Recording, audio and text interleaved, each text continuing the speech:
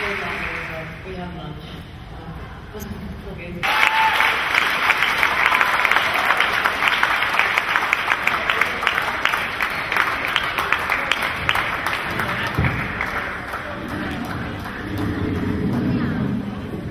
Yeah, that's not going to work. So, thank you. It was a very kind reception. I want to start off by saying I'm actually not going to talk at all about grassroots soccer today.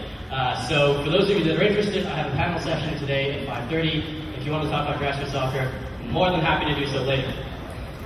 I will, however, be talking about this today. This is a report that I wrote. Well, I wrote it before I graduated from university, and I published it just after I graduated from university. I'll explain more about that later, but this is the first sustainable report, or sustainability report, that my university has published. It's been around for 175 years, and this is the first time that we had taken a look at what we were doing in terms of our education, our actual physical operations, and the community and the culture behind sustainability at Mount Allison. So, let me start with this. Would be a lot easier if I didn't have to hold the notes. Okay. So, as mentioned, I am a GIN alumnus. This is my 7th GIN conference. I think the only 2 people who have been to more GIN conferences that I know are Linda and John, who you heard from earlier this morning, which is kind of a cool thing for me. And while we're on the subject of youth, my contact information is on here. If you want my email, I can give it to you afterwards, because I probably will forget at the end. I am on Twitter, and I've been plugging this throughout the entire conference. This conference is online. It's something that the GIN of the Americas has been working on for a while. So there's a dedicated Instagram and dedicated Twitter for those of you that are on that kind of stuff. It's a great way to engage. If you also want to get in contact with me, that's also another great way to engage. I won't say that. Right. So I'm going to skip that, and I'm going to talk to you guys about my time as the environmental advisor to the president of my university. So that was a role that I assumed in my final year of my undergrad degree. Now this doesn't necessarily mean that I now no longer am involved with grassroots soccer just because I'm talking about something else today. In fact, the reason why I brought this up is that I do think it's a strength of GIN, that you can do more than one thing and be passionate about more than one thing. So the teachers that were at the session yesterday, and I mentioned that one of my key words was silo. And some of you wondered what that meant, what silo meant. So I'll share it with you and with the students as well. There is this mentality, especially in the academy. So by the academy, I mean at educational institutions, to think and operate in silos. So that which happens in the math department doesn't necessarily have anything to do with that which happens in the science department. So it means that if, for example, I'm working on or with an organization that focuses on HIV/AIDS and dealing with that global issue, I don't necessarily have any role to play in dealing with environmental sustainability. In fact, what I'm trying to say today is that that is entirely false. You can do both. And that's the advantage of being in school, is that, well, hey, I can study one thing, and once you get to the university level, you can specialize in studying one thing. But in my free time after class, I can do something entirely different. And so that's what I did. What I also wanted to bring up was that this works. There we go. So applying new skills in a new context. I bring this up because my 2 roles, so 1 being an ambassador for grassroots soccer, and 2 being the environmental advisor to the president of my university, require 2 completely different sets of skills. But the latter requires a set of skills that I can build on from my previous job. So let me explain how that works. As an ambassador to grassroots soccer, I'm not on the payroll. Right? In fact, I just got an email from them that said I'm no longer allowed to receive internal communications. So, I am by all means an autonomous entity. I operate with the guidance of grassroots soccer, but not necessarily with the same restrictions that their staff operate on. Which is really cool for me, because it means I can come to these kinds of events and talk about grassroots soccer without necessarily needing to get approval. Now the catch here is that grassroots soccer has no idea what I'm doing unless I do something really bad or really good and make the front pages like some of you guys did today. Okay?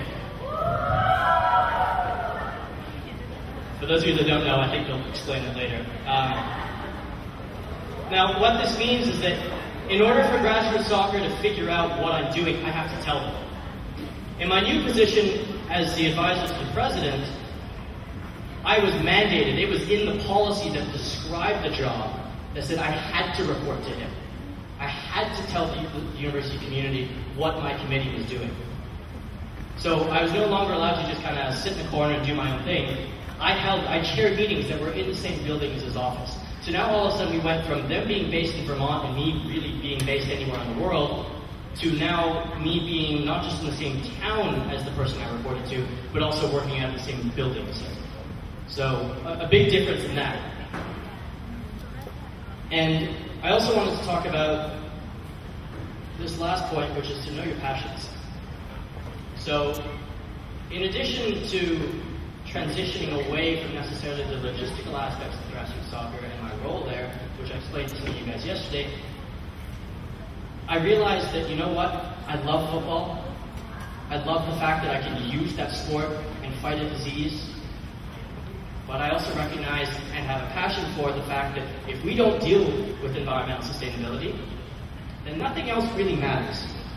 And there's that marriage of those two ideas that was all about knowing your passion. So while I am less involved with the logistical aspects, so for those of you that might know me from hosting those fundraising events, I don't fundraise quite as much for grassroots soccer. What I did this summer was I went to New York City as part of my grad trip, so going to the beach somewhere and having a good time. I went to New York City with my two friends, and we competed in the New York City Triathlon for grassroots soccer.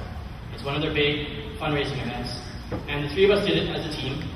So that's there at the finish line. I drew the short straw, which meant I had to do the swimming part. For those of you that know, in New York City, I swam a mile in the Hudson River. It's not something I necessarily recommend, but it was a fun time. The current was really strong, and I broke my record by like half. So that's kind of cool. So, this question is... Oh, no, that question didn't come up. So, there we go. The last thing I did at university was to pen a sustainability report. It was, as I said, an audit. It was everything the school was doing about sustainability was investigated. This was eventually the research project I used for my honors thesis, and it was what I came to realize was actually a research project that was 4 years in the making. So in order for me to write this, I had to rely on all the experiences I had gathered over the entirety of my time at that university. And it essentially strove to answer this question. So that E3 sustainability at the front, you don't have to worry about it. Like that was just a catchy title I needed for my presentation. But the three E's come from here.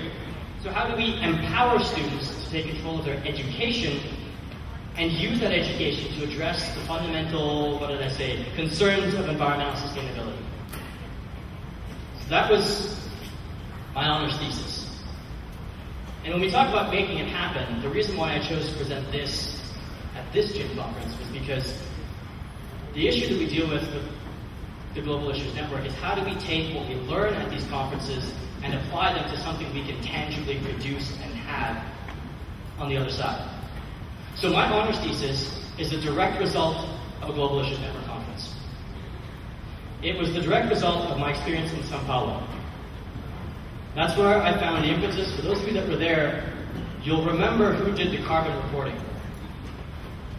It was a group of grade 7 students that did the carbon reporting. The youngest, there you go, we have one person who's on that team. No, not on the team, no. Okay, so this was the youngest group of students that were at this conference. And they were the ones doing the carbon reporting. So at the heart of a conference that was all about sustainability, the people who were taking the leadership role on environmental sustainability were the youngest people.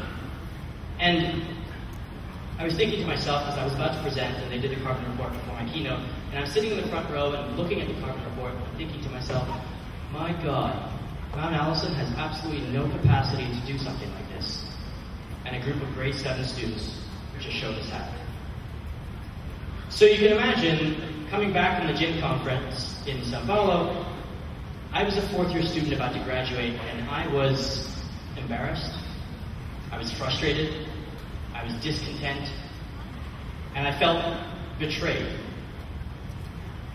Betrayed because I had gone to a school that had sold me on the premise that I could do anything I wanted to do there. Which is not to say that I didn't, but it wasn't living up to expectations, and I was getting ready to graduate. So, I said to myself, in the aftermath of the GIN conference, where do I want to be? And I said, I want to be in a position where I can hold Mount Allison to the promises that it made me 4 years ago. It's not a very big goal, but it was a goal that I set for myself. I said, this is absolutely important. And it is unacceptable, actually, that grade 7 students, so middle school students, can do a full carbon report of a conference, and the top undergraduate university in Canada cannot do something like that. That to me was unacceptable, and so I wanted to change that. And why was this important? This was important for 2 reasons. One of which was that I believed that Mount Allison, as a top school and as a public institution, had a leadership role to play on the national level in addressing sustainability issues. The second reason was that as students and as teachers, we don't know what we need to learn in 30 years. No one has the answer to that. What we do know is that if we don't have, and this goes back to what John was talking about this morning, if we don't have the basic tenets of sustainability, then we cannot contribute to change in 30 years.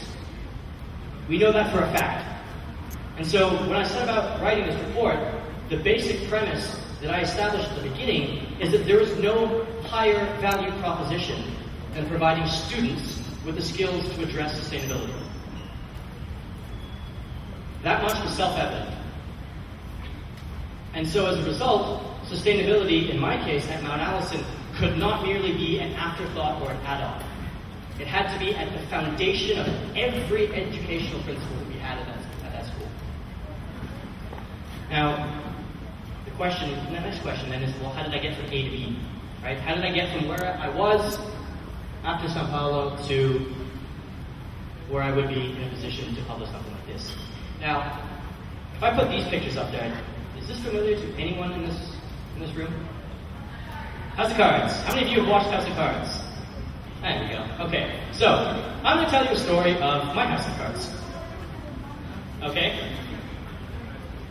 This starts at the beginning of the summer before my senior year of college. Okay, I should back up. For those of you that don't know the premise of House of Cards, it's a show that, it's now a show on Netflix, and it's a story of this guy who gets betrayed by the president, and so he plots a path to, by the end of either season 2 or 3, to become president of the United States. So, similar trajectory, not quite as violent, but I didn't spoil anything, guys, okay? So, how was I going to address this challenge? This is a really big challenge. How was I going to get to a position where I could, with authority, publish this? Because any old student could write something like this. But there's certain information here that they're only going to release to certain people. And so I had to be in a position of authority in order to get that information, in order to write this. So I did it one bite at a time. And it started at the end of the summer, when I decided that we had to put someone, a student, in charge of the Environmental Issues Committee. The Environmental Issues Committee at Mount Allison is a presidential committee. It's comprised of administrators, of faculty members, and of students, and together this group reports directly to the president and through the president to the board about all of our environmental operations. So it's kind of an important committee.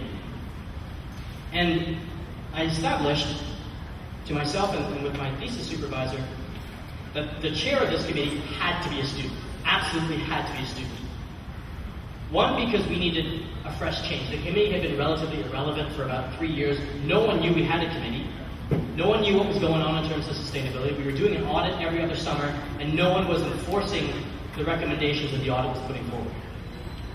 So I said, okay, we need some fresh leadership here, and it had to be a student because at this point in time, the administration and the faculty were not seeing eye to eye on this.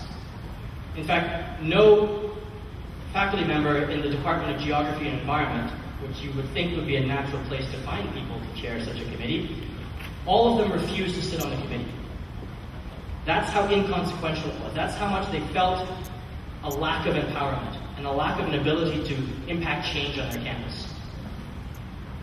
So, before I progress, I need to point this out. What I'm about to describe is not a democratic process. I, for all intents and purposes, and by any other name, hijacked this committee. I walked in there with an agenda. My agenda was, and thankfully it was a very pleasant and polite agenda, was to make the committee consequential. I didn't know how I was going to make the committee consequential. I didn't know what it was going to look like when it became consequential, but I knew I had a plan. And I knew that I wanted to be in a position where, as I was graduating, I could say, you know what, this committee did something. The university that I spent 4 years at made a commitment to environmental sustainability. So, back to putting a student in charge of the committee. First thing you gotta recognize is everyone wants to play the hero, everyone loves to play the hero, sometimes you can't play the hero. In this case, I couldn't play the hero. So the person in charge of the committee, at first, could not be me. First of which is that, well, we like the chairs of these committees to serve 3-year terms. I was graduating and had no intention of sticking around for another 3 years. Okay, so it couldn't be me. I had a year left, and one of the consequences of consistently asking certain types of questions and challenging authority to a certain extent is that, well, some people don't look favorably upon that. So trying to convince an administration to put someone they knew already kind of caused trouble in charge of a committee and empower them to continue causing trouble, that was going to be a very hard sell. So at times you have to be smart and you can't always play the hero. So who did I put in charge, or not I put in charge, who ended up being in charge was a good friend of mine named Graham. Graham was a second-year student, and he chose him for a number of reasons, one of which is that, well, he's overly qualified. This is a guy that founded what's called the Youth Arctic Coalition. He's sat as an observer with the UN General Assembly. He's fully funded in terms of his organization by the Norwegian Ministry of Foreign Affairs and the Environment. He biked from the west coast of Canada to the east coast of Canada, which is where his school is. That's about 4,000 kilometers for those of you that don't know the distance. I mean, this man was a dedicated environmentalist. Not just that, but he was trustworthy, and the school loved him. The school was using him in the PR and the promotional material. Okay? Now, to be fair, I told Graham exactly what I wanted. When I approached him and said, Graham, there's an opportunity here, he knew what I was doing from the beginning. Okay, so there was no hidden agenda in terms of what we were doing. So Graham got confirmed. It ended up being a really great idea. The president loved it. So then the next thing we did, again, not very democratic, we stacked the committee with our people. Now there are 12 positions on the committee. 3 faculty members, 3 administrators. The 3 faculty members are kind of, I won't go into how they're appointed because it's kind of not really sure how they're appointed. The 3 administrators they're heads of certain departments that need to be on the committee. You know, people like head of admin services, the people who deal with the dormitories and the dining hall, stuff like that. The guy who was in charge of the money, and then the director of facilities management. So they're in charge of the physical operations of the university, right? So those 3 had to be there. Which left 6 seats left to fill on the committee. Now, at no point in the committee's history had all 6 seats ever been filled by students. Because they're appointed at the discretion of the president of the Students' Union, and usually they're like, well, I've got my own environmental advisor, I want you to sit on that committee, maybe someone else will as well, maybe if I can kind of find a 3rd person, we can get a 3rd person on there, right? So when it comes to certain contentious issues that come up, if anyone, say an administrator or a faculty member doesn't want to talk about it, they can say, you know what, we're just going to table this, we're just not going to talk about it for a little while, and they can do that. So we stacked the committee. We put 6 people on there. And we said, try putting this to a vote. Go ahead. Try it. You don't want to talk about something, and you want to put it to a vote so that we don't talk about it, and say all the students do want to talk about it because there was a student in charge, and I was helping Graham, so I was right next to him. Try putting it to a vote. For those of you that can do math, and sidebar, because I talk a lot about teachers in this, I'd be remiss and would disappoint all my math teachers if I didn't say Happy Pi Day. But back to this. So 6 on a committee of 12. I had the votes. We were talking about whatever I wanted to talk about. Okay? And the first thing we did was an honest assessment of where we were and what capacities we had. And this came out of this was the direct result of the GIN conference. I said, there's no way we're going to have a committee like this, a presidential committee, not just, a committee of students somewhere in the corner that maybe meets up once a month or once every 2 months. This was a presidential committee. There were university policies that dictated what we should, can, and must do. So we had to honestly assess where we were. And PPP was, if you look in the minutes of that meeting when we assessed where we were, that's what we wrote. Because we couldn't publish what we really felt in the minutes. Because these were public documents. That was one of the things Graham said. Graham said, we have to publish everything that we talk about that goes in the minutes. And the PPP stands for Piss Poor Performance. That was what we used to sum the committee's capabilities. We couldn't do anything. We couldn't compel anyone to do anything. And by this I mean, we also didn't have any accountability. So our decision making or our decisions, if we didn't put them in the minutes because they weren't published before, then we had no communication. So the fact that the student or the school community has no idea what we're doing is not a reflection of the school community itself. That's not their fault. It is our job as a committee charged with overseeing all sustainable operations to make sure that each and every member of our community that we serve knows what we're doing. So that's what we said. We said, no more cop-outs. I just did an interview with the CMS, the GIN media team, and I said, what was the word or the thought that came to mind about this conference? And I said, make it happen means you eliminate the excuses. So by holding us to account and by forcing us to communicate, we were eliminating the excuses. If people didn't know a policy that we enacted, that was our fault. Because we didn't do a good enough job of making sure everyone not just knew about it, but understood the policy. Okay? And I also say in this report, and this was something that I was a little bit hesitant to put in, was I quoted Karl Marx, not anything that might be from his doctrine, but to say that stagnation is regression. And at Mount Allison, this was a particularly touchy issue.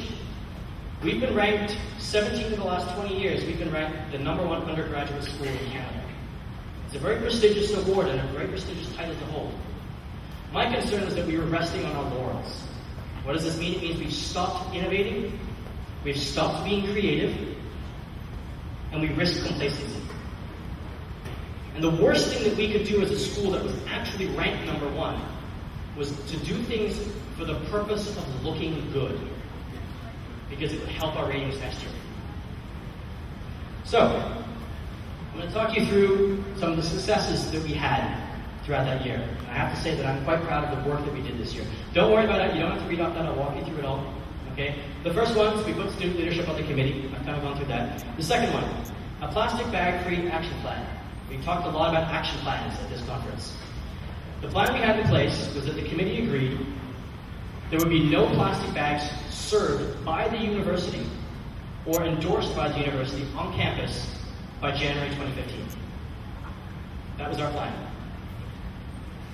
Okay, the next one, the installation of the Big Hana. John loves this part.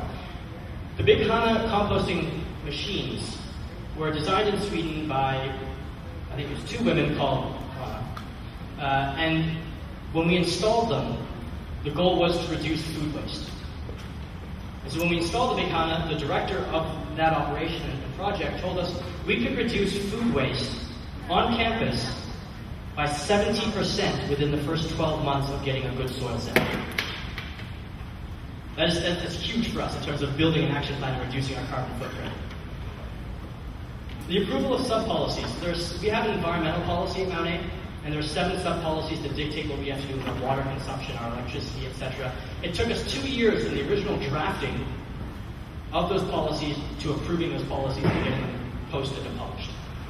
How did we do this? Again, I had the votes. It got to the point where we were sick and tired of delays, saying, oh no, maybe there's one wording that's not quite right, or the VP of administration doesn't quite like the language in that. No. It's been 2 years. We've had plenty of time, especially over the summer where there are no students there. The academic school year is not there to distract you. You've had 2 summers to work on this. Even if you didn't touch it during the school year. It is unacceptable that we don't have sub-policies. We pushed it to a vote, we got them approved. The mapping of the energy usage. This comes to the whole linkage of your extracurricular activities and your schoolwork. We knew there was a 4th-year student in a class that was doing the GIS, the Geographic Information Systems, where they mapped certain districts and areas. We got this student to map the entire school and the energy usage from every building. We just linked it up to the meters. So if you go on the website, unless they buried it since I graduated, you can actually click on any building on campus and find out live how much energy we're using. So if someone plugs in a computer, you can, boop, someone turns on the lights, Boop. You can see that live.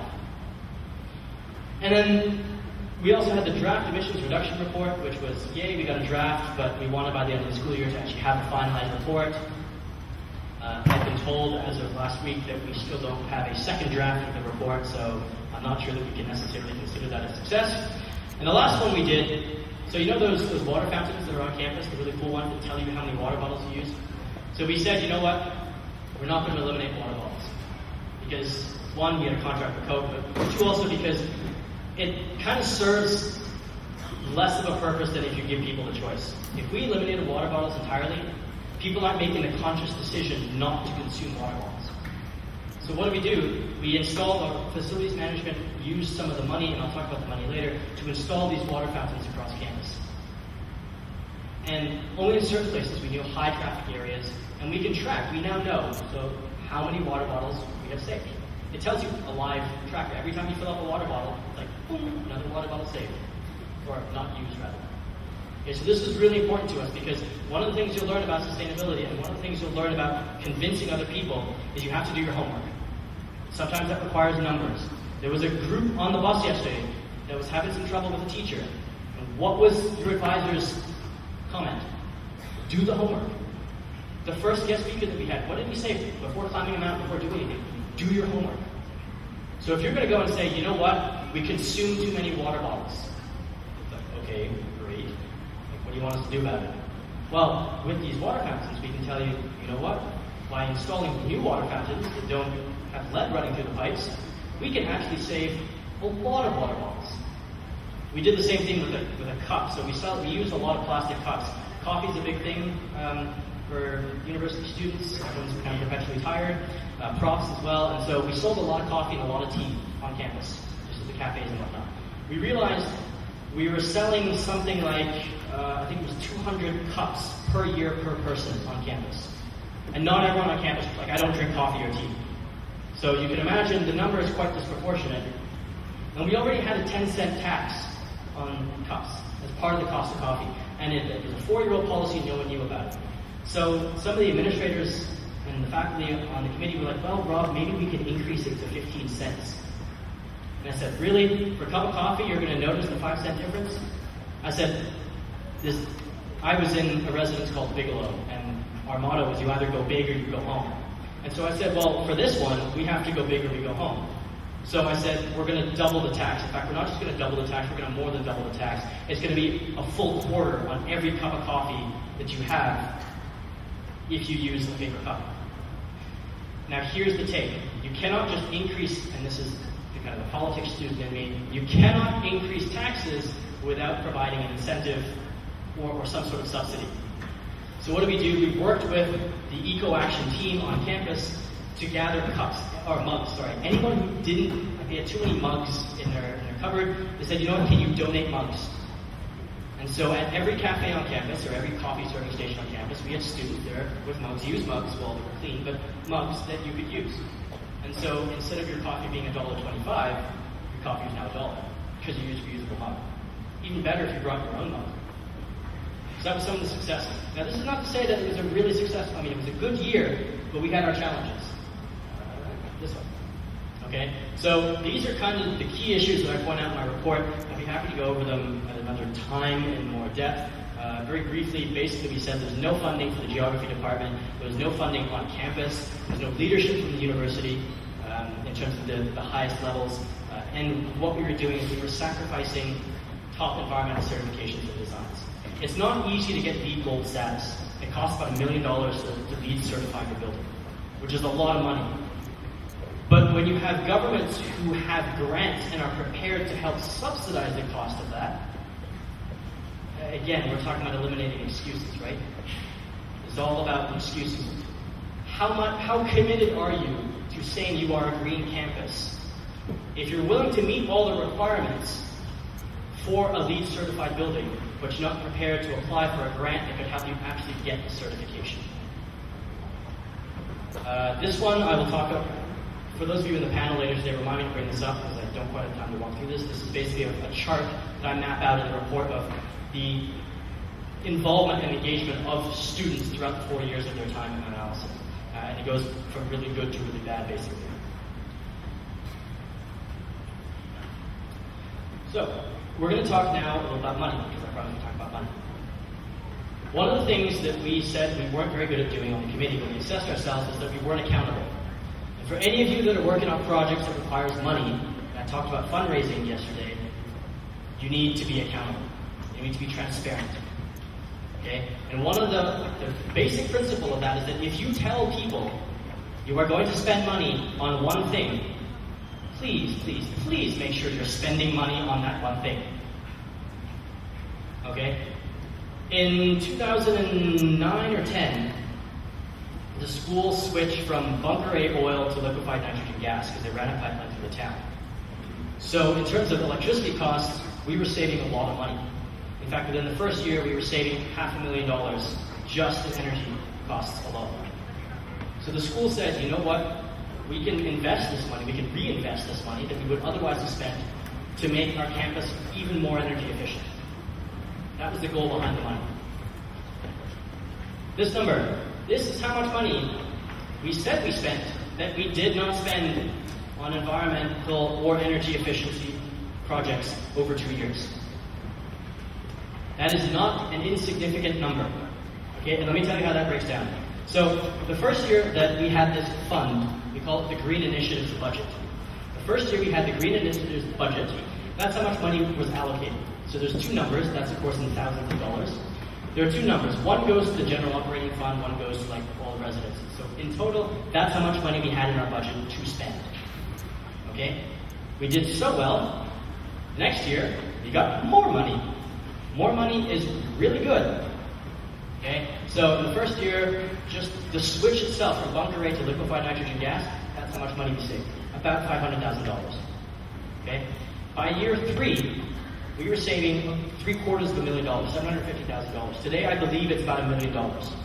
Now, when I say this in terms of energy savings, it's important to note, in full transparency and whatnot, we aren't actually consuming less energy. That's something that we have to focus on. And that's another project for the committee, was that students aren't using less water or using less electricity. It just costs less to use the same amount of money, or to use the same electricity. So that's something we have to take note of. So, we're saving this much money, right, by year 3. That's how much money was in the budget my 4th year. You'll notice one of those numbers is gone. The second number is gone. That got folded into another budget. And there was no separate line for that. So previously, I could go to the budget, which is all public, and I could say, boom, Green Initiatives budget, we spent this much money. This much money was allocated, we spent this much money. Now the second half was no longer accessible online. So try imagine being chair of a committee.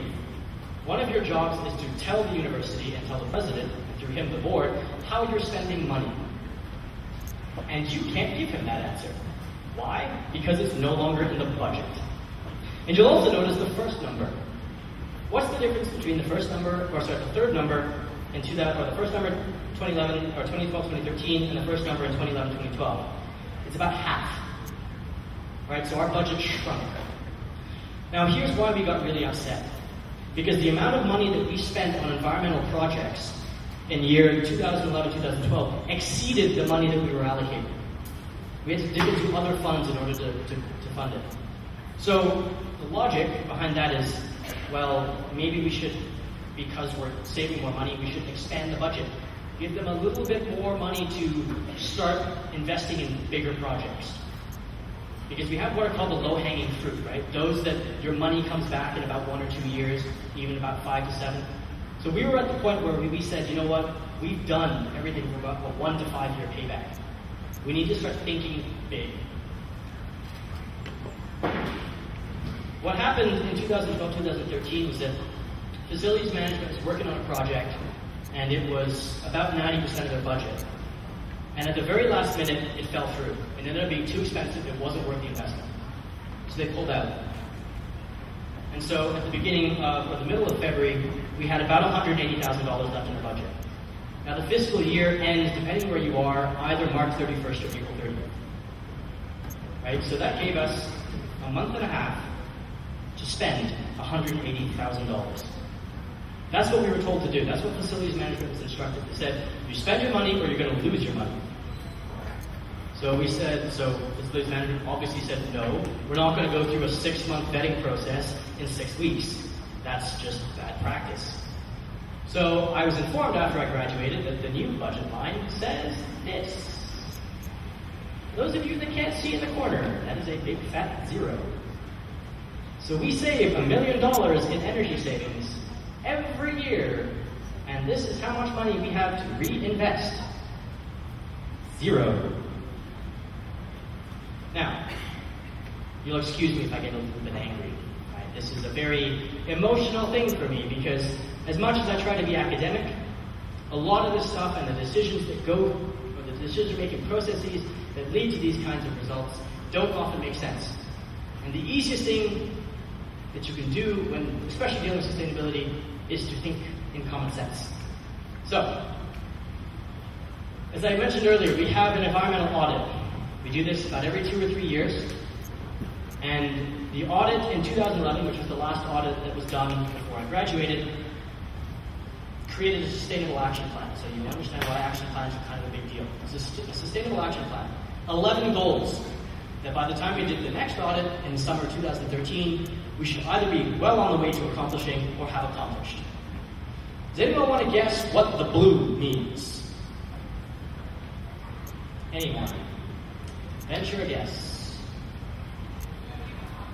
Yes. So blue means we did not do it. There are 11, as I said, 11 steps to this sustainable action plan. Can anyone see how many we actually did in completion? 3. If anyone scores 3 out of 11 on a test, is that a pass or a fail? Fail. Resounding fail. Not just a fail, like that's like an F- kind of fail, right? So you can imagine writing this report, I'm going through, oh no, we had a great year, we did a lot of really cool things, and then I get to this part, buried at the back of the audit, and I go, oh, I should probably check in to see what we've done. Oops. In fact, I'll walk you through. I have this in the report, and I will read you which ones we actually did. So,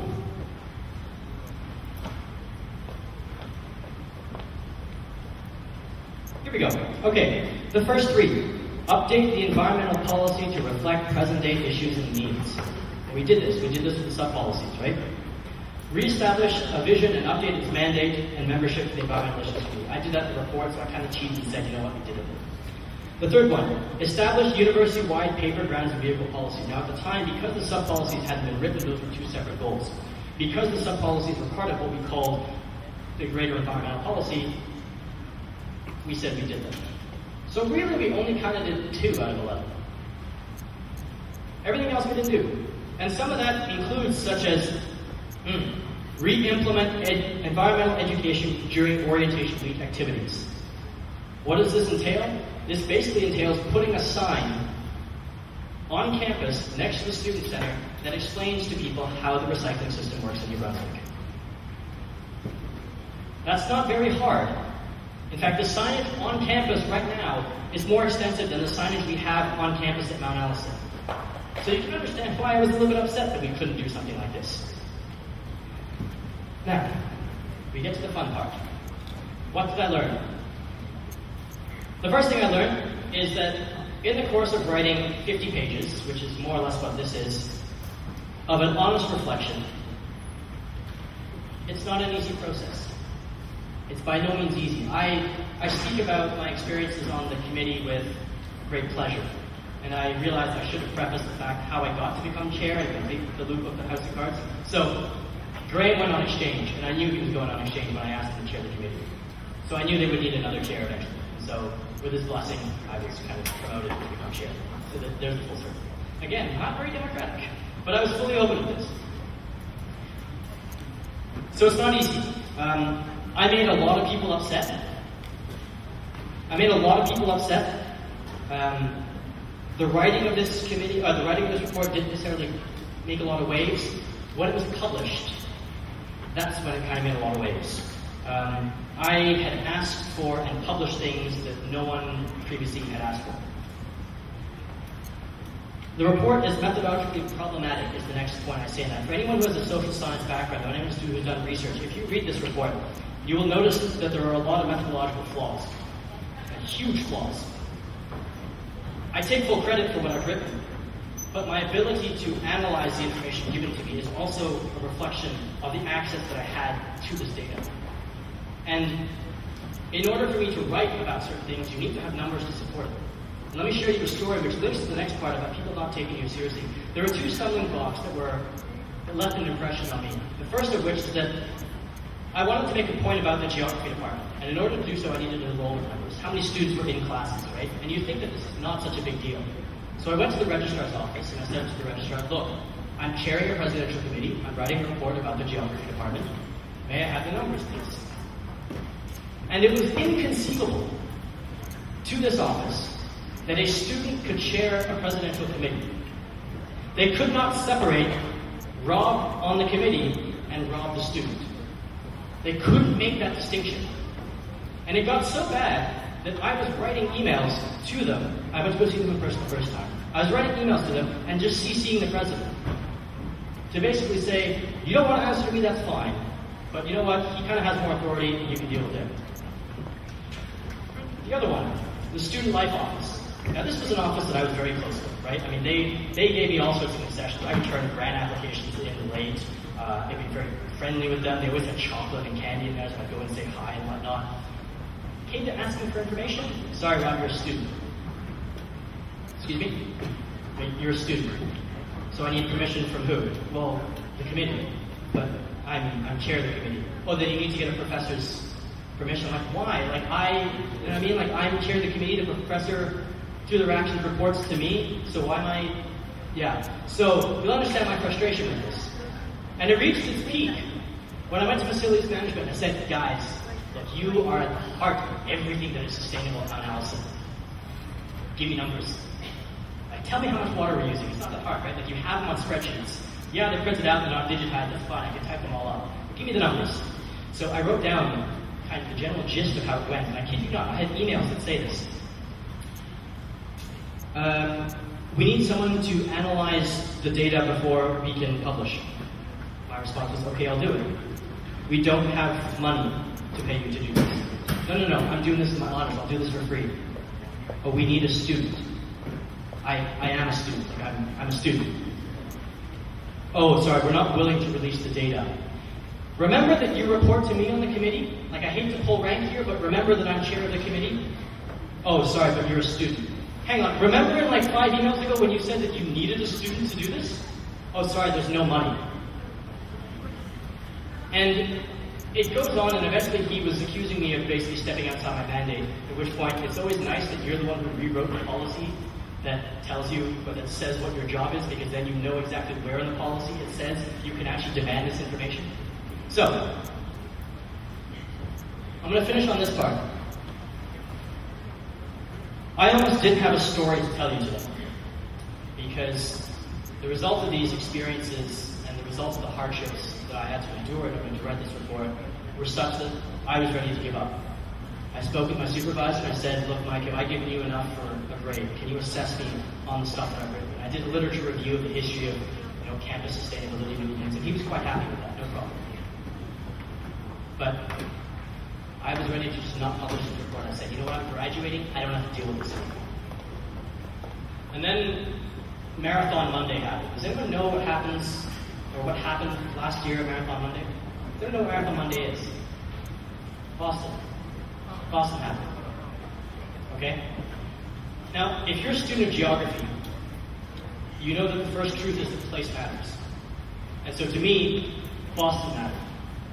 Boston mattered because, first of all, that was where most of the US-based crew of my graduate soccer family was that day. Now, this is not a sad story, like, they got out okay, they were fine, nothing happened there. But, so I was constantly thinking about Boston. Boston was also in 2009 where my GIN adventure really kicks off. Okay? That's where Linda invited me to speak to, I think, the largest collection of international heads of schools in the world. And that was where I, for the first time, made the case that student leadership and student empowerment is absolutely essential to the future of not just the world, but of education, of sustainability, of whatever you can think of. We need that. And so it got me thinking, I can't give up. I can't give up, one, because I am actually graduating, which means I can write this report and publish it and never have to see anyone who reads it ever again. The second thing, the late Rita Pearson was an educator for over 40 years, and she gives a wonderful TED Talk, and in it, and she says this in a lot of her writings as well, she says that the strongest weapon or tool in any student's arsenal is the absolute faith that their teacher puts in them. It is an unquestioning faith that the teacher, that all of your teachers give to you. Each and every one of you at some point in your life has been affected or influenced in a positive way by a teacher or an adult. And this struck hard, really at the core of everything I believe in. Because, first of all, how was I going to go back to the other 5 students, including Graham, who I said at the beginning of the school year, guys, I need you to come with me. I need you to blindly follow me on an adventure that we don't know where it's going to take us. How was I going to say that, you know what, guys, it wasn't quite worth it, you shouldn't have taken my word at the beginning? How was I going to go to Mike, who had given me all the institutional support to get to where I was, to be in a position where I could write this? How was I going to explain it to Linda? She invited me to do 2 GIN conferences in the course of 2 weeks in this month. How was I going to talk to her and say, yeah, so I don't really have anything to present because I kind of copped out, like it just got too hard. And then how was I going to stand up here and talk to you guys and say, no, we need to take that risk, we need to be brave, we need to do what is right, except that I didn't do any of that. That to me was, in terms of what is unacceptable in the world, that was that. Is that if GIN has taught us anything, it is that when we are in these positions, that's when we absolutely have to keep going. It's that when everyone else has sat down and all of your classmates back home have said, it's kind of too much. You know, when Monsieur Richard gets up at the beginning of a conference and says, you have to change the entire international institution, the entire way the global world order functions, and everyone else goes, yeah, okay, no. We're the ones that keep coming to these things.